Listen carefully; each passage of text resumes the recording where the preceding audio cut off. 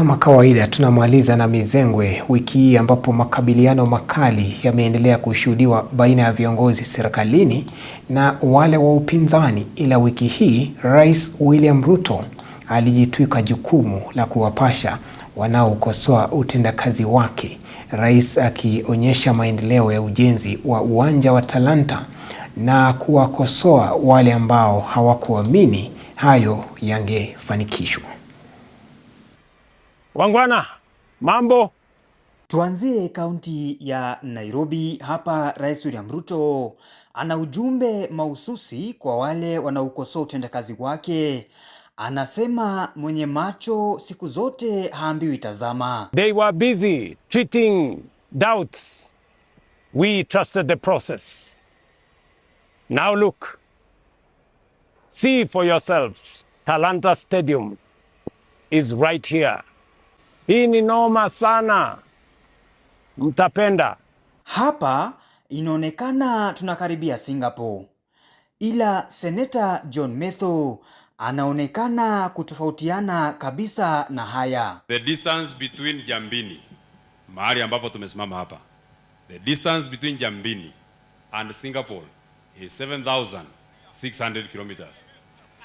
The distance between Jambini and Sugoi is 286 kilometers. Tayari kafanya hesabu ya iwapo serikali itafanikiwa kuwafikisha Wakenya wote Singapore. Kabla Kasongo hajatufikisha Singapore, tutakuwa tumefikisha Sugoi, kwa sababu Sugoi ni karibu kuliko huko Singapore na safari yake iko hapa karibu. Ila wandani wa Rais Ruto walijipata pabaya mbele ya viongozi wa upinzani. Eti wanasema hawa wanaosifia serikali kila wakati wao hufanya hivyo tu mbele ya Rais Ruto, ila katika maeneo mengine wanageuka bubu. Pia unasemanga ukiwa nje wa mnyoro nyinyi. Kwa nini leo hujasema hiyo hapa? Kwa nini saa ile mko na rais ndio mnamdanganya? Si hapa ungekuja utetee yeye na useme vile ameweka stima, ametengeneza mabarabara. Haya, tuachane na hayo. Gavana Anne Waiguru inaonekana Kiswahili kamchanganya kidogo. Uhuru mwenyewe ndo alituambia 10 yake 10 ya Ruto. Ruto amefanya 5. Mimi nawahisi kama watu wa Mount Kenya. Sio nawahisi. Nafikiri pengine ulikuwa unataka kusema na wasihi. Mimi nawahisi kama watu wa Mount Kenya. Haya, tugeukie mengine. Migawanyiko ya chama cha chungwa. Hapa ni wapi? Mbunge Babu Owino anadai kuwa ODM imegeuzwa chombo cha biashara. Hii ODM ni ODM Limited.